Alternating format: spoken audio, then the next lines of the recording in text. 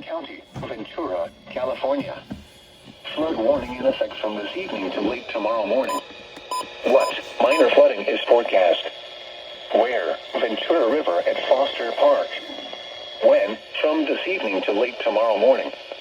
Impacts: at 17.6 feet, Ventura River begins to flood the Faro Ranch area upstream of the Main Street Bridge in Ventura. At 19.1 feet, Ventura River begins to flood the Ventura Beach RV Resort. Additional details: at 9:15 a.m. Pacific Standard Time Sunday, the stage was 6.7 feet. Thankful stage is 15.9 feet.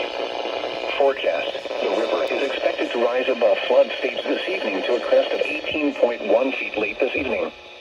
It will then fall below flood stage late this evening. Flood stage is 17.6 feet. Flood history: this crest compares to a previous crest of 18.2 feet on January 5th, 2023. http://www.weather.gov/safety/flood. Flooding caused by excessive rainfall. Been listening to NOAA Weather